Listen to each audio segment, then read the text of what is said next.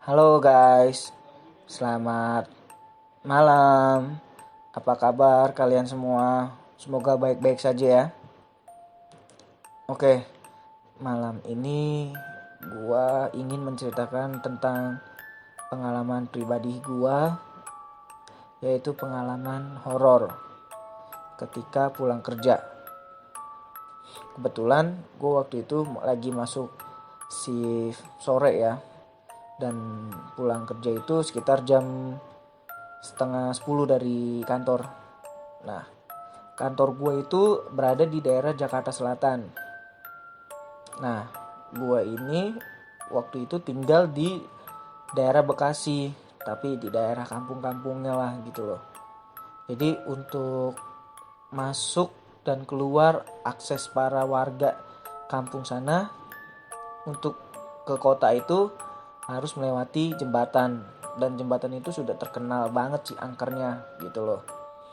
Jadi udah banyak sih sebenarnya warga-warga sana yang sering banget digangguin. Ya digangguinnya mulai dari diwujudin sama sosok kuntilanak, atau enggak nanti diketawain, atau enggak nanti dikerjain. Yang lebih parahnya itu adalah bener-bener dikerjain. Jadi motornya itu dibikin mati. Jadi abis dibikin mati itu si yang digangguin ini benar-benar diwujudin, akhirnya dia kabur lah ya kan, ditinggalin motornya. Nah kalau yang cerita gue ini bener real ya, karena gue ingat banget waktu itu pulang kerja dari kantor itu jam setengah 10-an. Nah kebetulan gue sampai di daerah rumah gue itu sekitar jam setengah 12-an lah ya kan. Pas lagi gue mau masuk ke jembatan itu, maksudnya mau lewatin jembatan itu, 1 kilometer sebelum gue lewatin jembatan itu, gue udah lihat jelas sih, maksudnya di situ ada orang duduk, dan itu di jembatan gitu loh. Jadi yang duduk itu adalah kayak sosok manusia gitu, dan itu ngadepnya itu ke arah kiri. Nah kebetulan dia juga emang ada di sebelah kiri gue kan. Nah akhirnya gue penasaran dong sama apa yang gue lihat itu. Akhirnya gue lah kasih lampu jarak jauh nih ya kan, motor gue kasih lampu jarak jauh, dan gue bener-bener kaget gitu loh. Ini bukan orang, karena apa, ini jam berapa guys, ini jam setengah 12. Siapa yang berani duduk di jembatan ya di jam setengah 12 itu, apalagi jembatan itu udah terkenal banget kan angkernya. Akhirnya gue coba untuk ya udahlah, gue untuk positive thinking aja lah, akhirnya gue lewatin aja kan jembatan itu. Pas gue lewatin jembatan itu, ternyata bener itu adalah sosok kuntilanak yang gue lihat. Dan itu dia madepnya ngebelakangin gue, yang tadi gue jelasin. Jadi gue itu pas lagi lewat, posisinya itu ada di belakang dia ya kan. Gue ngelirik sih, gue jelas banget itu gue ngelirik, itu bener-bener sosok kuntilanak. Akhirnya gue coba untuk kebutin lah motor gue itu ya kan.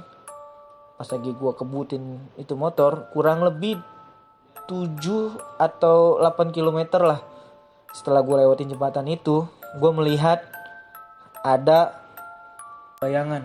Set, astagfirullahaladzim, gue otomatis kan langsung dengernya pas ngeliat itu kan, astagfirullahaladzim, gue langsung shock kan. Tapi gue coba untuk astagfirullahaladzim, gue sambil sebut istighfar terus ya kan. Nah sialnya gue adalah ketika gue lagi abis melihat kejadian kayak sosok putih lewat, gue melihat langsung di depan gue sosok kuntilanak terbang dari arah kanan ke arah kiri. Sumpah ini gue cerita juga sambil merinding ya, karena gue bener-bener inget waktu itu. Astagfirullahaladzim, gue nggak tahu, gue udah pasrah aja gitu loh. Karena yang gue harapkan adalah ya makhluk itu tidak mengikuti gue sampai rumah dan tidak mengganggu gue secara fisik. maksudnya jangan sampai ngerasukin gue ya kan. Akhirnya gue coba untuk ya udahlah ya kan, istighfar, gue kebut sekebut mungkin ya kan. Dan itu yang gue aneh itu adalah rumah gue kayak berasa jauh banget gitu loh. Padahal dari jembatan itu ke rumah gue itu jaraknya kurang lebih 15 sampai 20 km. Ya kan? Tapi gue ngerasainnya itu kayak lebih dari 20 km rumah gue itu. Jadi kayak gue tuh seolah-olah kayak dibikin jauh gitu loh. Ya kan? Gue aneh banget itu di situ. Gue lagi buru-buru, gue udah istilahnya ngelihat di jembatan, terus tiba-tiba gue ngelihat sekilas bayangan putih, tiba-tiba gue bener-bener dilihatin dengan dia terbang di depan gue, terus lambat. Ya Allah, astagfirullahaladzim, itu bener-bener pengalaman gue yang sangat buruk gitu ya kan. Akhirnya gue sampailah rumah gue. Ketika gue sampai rumah gue ngerasa itu bener-bener itu makhluk kayak ngikutin gue gitu loh. Karena bukan apa-apa. Ya yang gue rasain sih emang seperti itu. Ya buktinya tadi yang setelah gue melihat dia di jembatan, terus gue melihat sekilas bayangan putih, tiba-tiba gue lihat langsung jelas dia lewat gitu aja. Akhirnya gue coba untuk sampai rumah, gue buka pagar, gue akhirnya masukin motor sekalian ya kan ke dalam rumah gue. Sampai rumah gue nggak bisa langsung masuk kamar, gue langsung masuk ke kamar mandi. Gue mencoba untuk mandi, habis mandi gue ambil air wudhu. Gimana caranya gue biar bisa hati gue tenang lagi gitu loh.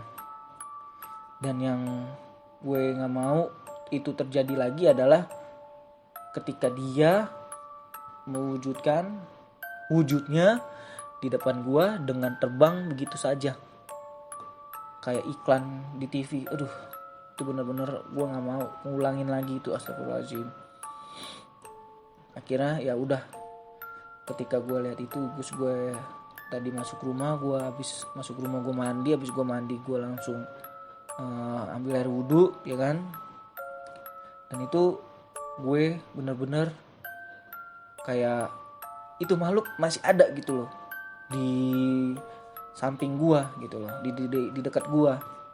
Akhirnya gua abis setelah gua ambil air wudhu itu, gua mencoba untuk mendengarkan ayat kursi ya kan, agar ya kalau memang dia ngikutin, setidaknya dengan adanya surat ayat kursi itu di dekat gua, mungkin dia bisa kabur lah gitu loh, atau pergi ya kan. Ya alhamdulillah setelah gua dengerin ayat kursi itu, ya alhamdulillah hati gue udah mulai tenang ya kan. Dan gue ngerasa kayak udah gak ada lagi dia itu di samping gue ya kan. Dan gue cerita sama nyokap gue dan sama bokap gue, ternyata bokap gue juga sama mengalami hal yang sama. Bokap gue kebetulan juga sama ya kan, sering pulang malam kerja. Apalagi dia tuh kalau pulang 3 hari sekali atau 2 hari sekali, dan selalu pulang di atas jam 12 malam. Lagi-lagi di jembatan itu diwujudin lagi. Nah, yang lebih beruntungnya adalah bokap gua itu tidak diikuti atau tidak diwujudin kayak gua yang tadi. Ya, gua setelah kejadian itu gue mencoba untuk kalau gue pulang malam, gue nggak mau pulang di jam-jam sekitar jam 12, apalagi jam 12 ke atas. Kalaupun memang udah malam waktunya, gue mencoba untuk nginep aja lah di kosan teman gua, atau tinggal di nginep di rumah teman gua atau di kosan teman gua gitu loh. Baru gue baliknya itu subuh sekitar jam 4 atau jam 5 dari sana, dari kosan teman gua itu. Kalau balik sekitar jam segitu lagi gue udah gak mau, karena itu kejadian gak akan pernah gue bisa lupain. Ya cukup sekian aja dulu cerita gua.